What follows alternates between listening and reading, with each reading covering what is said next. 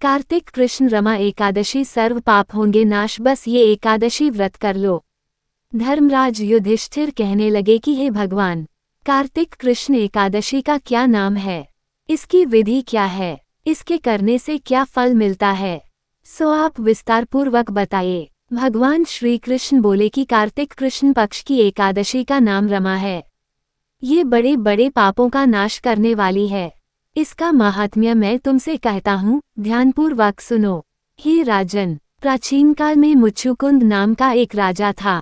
उसकी इंद्र के साथ मित्रता थी और साथ ही यम, कुबेर, वरुण और विभीषण भी उसके मित्र थे। ये राजा बड़ा धर्मात्मा, विष्णु भक्त और न्याय के साथ राज करता था। उस राजा की एक कन्या थी जिसका नाम चंद्रभागा था। उस कन्या का विवाह चंद्रसेन के पुत्र शोभन के साथ हुआ था। एक समय वह शोभन ससुराल आया।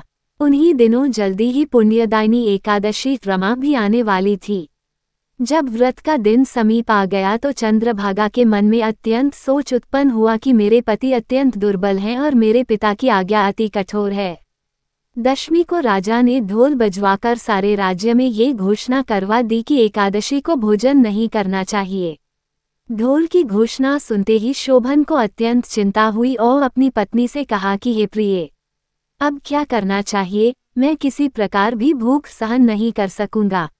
ऐसा उपाय बतलाओ कि जिससे मेरे प्राण बच सके, अन्यथा मेरे प्राण अवश्य चले जाएंगे। चंद्रभागा कहने लगी कि हे स्वामी, मेरे पिता के राज में एकादशी के दिन कोई भी भोजन नहीं करता। हाथी, घोड़ा, ऊंट, बिल्ली, गौ आदि भी तृण, अन्न, जल आदि ग्रहण नहीं कर सकते, फिर मनुष्य का तो कहना ही क्या है। यदि आप भोजन करना चाहते हैं तो किसी दूसरे स्थान पर चले जाए, क्योंकि यदि आप यहीं रहना चाहते हैं तो आपको अवश्य व्रत करना पड़ेगा। ऐसा सुनकर शोभन कहने लगा कि हे प्रिय, मैं अवश्य व्रत करूंगा, जो भाग्य में होगा वह देखा जाएगा। इस प्रकार से विचार कर शोभन ने व्रत रख लिया और वह भूख व प्यास से अत्यंत पीड़ित होने लगा। जब सूर्य नारायण अस्त हो गए और रात्रि को जागरण का समय आया, जो वैष्णवों को अत्यंत हर्ष देने वाला था, परंतु शोभन के लिए अत्यंत दुखदायी हुआ। प्रातःकाल होते शोभन के प्राण निकल गए। तब राजा ने सुगंधित काष्ठ से उसका दाह संस्कार करवाया, परंतु चंद्रभागा ने अपने पिता की आज्ञा से अपने शरीर को दग्ध नहीं किया और शोभन की अंत्येष्टि क्रिया के बाद अपने पिता के घर में ही रहने लगी। रमा एकादशी के प्रभाव से शोभन को मंद्राचल पर्वत पर धन धान्य से युक्त तथा शत्रुओं से रहित एक सुंदर देवपुर प्राप्त हुआ। वह अत्यंत सुंदर रत्न और वैदुर्यमणि जटित स्वर्ण के खंभों पर निर्मित अनेक प्रकार की स्फटिक मणियों से सुशोभित भवन में बहुमूल्य वस्त्राभूषणों तथा छत्र व चंवर से विभूषित गंधर्व और अप्सराओं से युक्त सिंहासन पर आरूढ़ ऐसा शोभायमान होता था मानो दूसरा इंद्र विराजमान हो।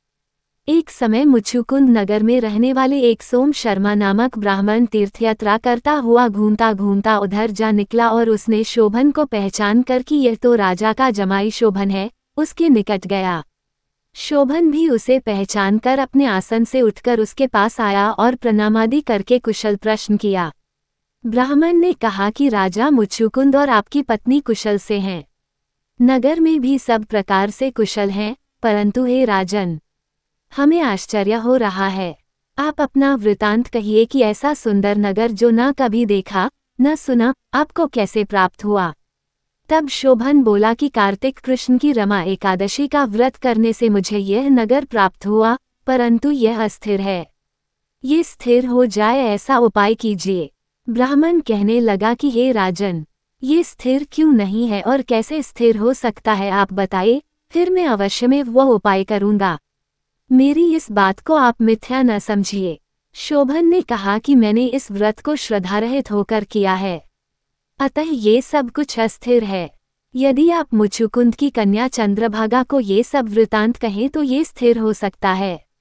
ऐसा सुनकर उस श्रेष्ठ ब्राह्मण ने अपने नगर लौटकर चंद्रभागा से सब वृतांत कह सुनाया। ब्राह्मण के वचन सुनकर चंद्रभागा बड़ी प्रसन्नता से ब्राह्मण से कहने लगी कि हे ब्राह्मण, ये सब बातें आपने प्रत्यक्ष देखी हैं या स्वप्न की बातें कर रहे हैं। ब्राह्मण कहने लगा कि हे पुत्री, मैंने महावन में तुम्हारे पति को प्रत्यक्ष देखा है। साथ ही किसी से विजय न हो ऐसा देवताओं के नगर के समान उनका नगर भी देखा है। उन्होंने ये भी कहा कि यह स्थिर नहीं है, जिस प्रकार वह स्थिर रह सके सो उपाय करना चाहिए। चंद्रभागा कहने लगी, हे विप्र, तुम मुझे वहां ले चलो, मुझे पतिदेव के दर्शन की तीव्र लालसा है। मैं अपने किए हुए पुण्य से उस नगर को स्थिर बना दूंगी। आप ऐसा कार्य कीजिए जिससे उनका हमारा सहयोग हो, क्योंकि वियोगी को मिला देना महान पुण्य है। सोम शर्मा ये बात सुनकर चंद्रभागा को लेकर मंद्राचल पर्वत के समीप वामदेव ऋषि के आश्रम पर गया। वामदेव जी ने सारी बात सुनकर वेद मंत्रों के उच्चारण से चंद्रभागा का अभिषेक कर दिया। तब ऋषि के मंत्र के प्रभाव और एकादशी के व्रत से चंद्रभागा का शरीर दिव्य हो गया और वह दिव्य गति को प्राप्त हुई। इसके बाद बड़ी प्रसन्नता के साथ अपने पति के निकट गई। अपनी प्रिय पत्नी को आते देखकर शोभन अति प्रसन्न हुआ और उसे बुलाकर अपनी बाईं तरफ बिठा लिया। चंद्रभागा कहने लगी कि हे प्राणनाथ, आप मेरे पुण्य को ग्रहण कीजिए। अपने पिता के घर जब मैं 8 वर्ष की थी तब से विधिपूर्वक एकादशी के व्रत को श्रद्धापूर्वक करती आ रही हूँ। इस पुण्य के प्रताप से आपका यह नगर स्थिर हो जाएगा तथा समस्त कर्मों से युक्त होकर प्रलय के अंत तक रहेगा। इस प्रकार चंद्रभागा ने दिव्य आभूषणों और वस्त्रों से सुसज्जित होकर अपने पति के साथ आनंदपूर्वक रहने लगी। हे राजन, यह मैंने रमा एकादशी का महात्म्य कहा है। जो मनुष्य इस व्रत को करते हैं उनके ब्रह्म हत्यादि समस्त पाप नष्ट हो जाते हैं। कृष्ण पक्ष और शुक्ल पक्ष दोनों की एकादशियां समान हैं, इनमें कोई भेदभाव नहीं है, दोनों समान फल देती हैं। जो मनुष्य इस महात्म्य को पढ़ते अथवा सुनते हैं वे समस्त पापों से छूटकर विष्णुलोक को प्राप्त होता है।